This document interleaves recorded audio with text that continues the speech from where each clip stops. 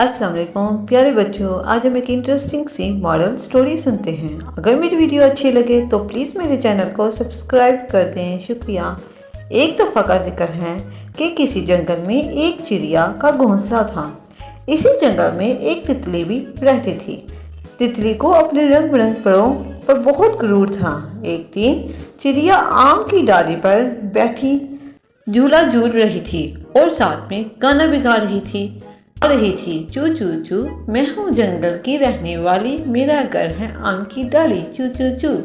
تتلی بیٹھی چڑیا کا گانا سن رہی تھی۔ وہ ارے چڑیا، بس آواز ہی آواز ہے، تم مجھے دیکھو کتنی اچھی شکل ہے میری، کہاں میرے نیلے اور سنہری پر، اور کہاں تمہاری پوری رنگت۔ چڑیا بولی، مجھے اللہ تعالیٰ نے جیسا بنایا ہے اللہ کا شکر ہے۔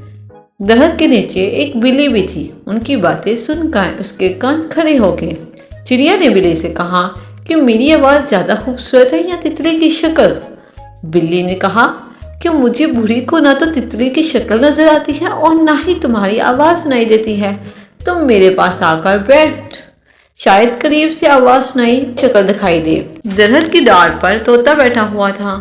وہ یہ باتیں سن کر بہت ہنسا اور بولا، ارے بھی چڑیا، بلی کو تو نہ تمہاری آواز اچھی لگتی ہے اور نہ ہی تتلی کی شکل اچھی لگتی ہے۔ آواز زمین پر کچھ چگ رہا تھا۔ وہ بولا، بلی کو تو تمہاری ایک چیز پسند ہے۔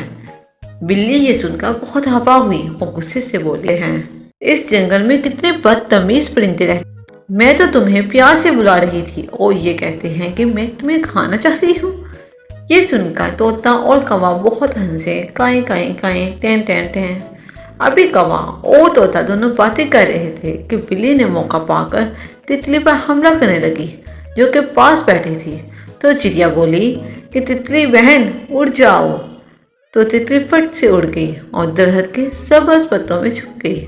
تتلی کی جان بچ گئی۔ تتلی چڑیا کے پاس گئی اور بہت شرمندہ ہوئی اور معافی بھی مانگی اور بولی، اللہ تعالیٰ نے کسی کو بھی بغیر مقصد کے پیدا نہیں کیا۔ پیارے بچوں، اس کہانی سے ہمیں سبق ملتا ہے کہ اللہ تعالیٰ غرور و تکبر کرنے والوں کو پسند نہیں کرتے۔ تو پیارے بچوں، ہمیں بھی غرور اور تکبر نہیں کرنا۔ Thanks for watching, please like, share and subscribe my channel.